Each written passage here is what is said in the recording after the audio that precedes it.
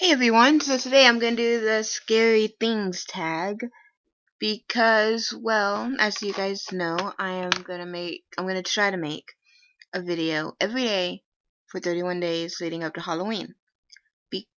I know I said that about Pokemon, but it failed miserably because I kept on forgetting and my sister kept on getting sick, so it was a whole bunch of messed up stuff. But anyways, I really hope I can stick to this. I'm going to probably do it alone most of the time just because my sister doesn't really like Halloween or scariness. We just like the candy. Well, unlike me, I like scary movies and stuff, but let's just get into it, shall we? I hope you guys like the introduction. We're gonna probably use that for 31 days, so. Music's by Onision. I don't want to, like, steal anything. I don't do that, but I hope you guys enjoy, so here it is. Question number 1. Scariest real life experience. When I was little, I went to a lake. I almost drowned in that lake because my mom said, don't go in the deep end. What do? I went in the deep end because I was so curious when I was little, and I'm still curious now. But let's just say uh, I tripped over like one of those hole things in the lake, and I almost drowned. But it was windy, and the wind somehow pushed me back. So if it didn't push me back, I would have probably be dead. Scariest paranormal experience. When I was about 7, I saw a figure in. Oh man, my headband broke. Anyways, when I was little, I saw a figure in my room, and I woke up in the middle of the night, and I was like little, and it was like an orange figure with no face at all. Oh my gosh, I freaked out. It kept on walking towards me, and then it would walk back and forth, and I was freaked out. Let me tell you. That was freaky. And it had no face or anything, and I was just like, oh my gosh. So it was pretty scary. And then it went away when the lights came on, so it was probably like, I don't know what it was, but it freaked me out. Have you ever known anyone convicted of a violent crime? No, I have not. I've known people who get arrested for stupid stuff, but not violent. Are you afraid of the dark? Why or why not? Actually, when I was little, I wasn't really afraid of the dark, but as I grew up, I started to be like a little bit afraid of the dark. Just because I watch so many scary movies, so I always think if the power goes out or something, someone's gonna kill me. So yes, I am afraid of the dark. That's why. I'm weird. But yeah. Does your hometown have any scary legends? I actually looked them up, and they do. Let me read you one. Bear with me. It's called Dancing with the Devil. You can look it up if you want. I don't care, but I'm gonna try to be as emotional as possible reading this. So if you don't like scary stories, I'm sorry. The girl hurried through her schoolwork as fast as she could.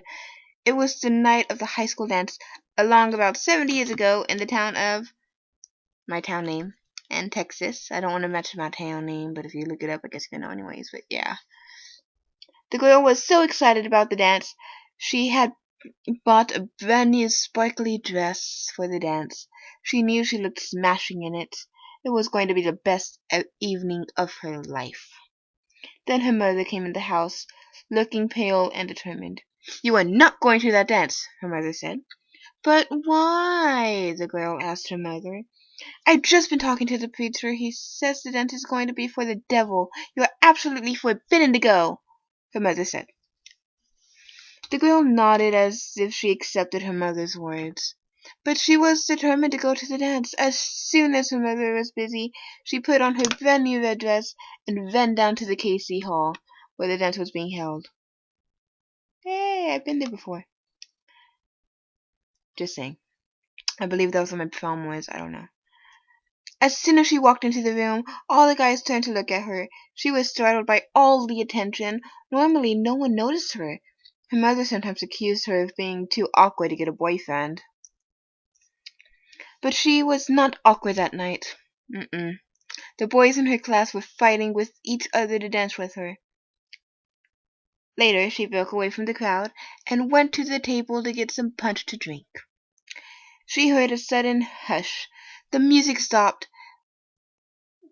When she turned, she saw a handsome man with jet black hair and clothes standing next to her. "Dance with me," he said. Sorry if that sounded creepy, by the way. That's gonna resist.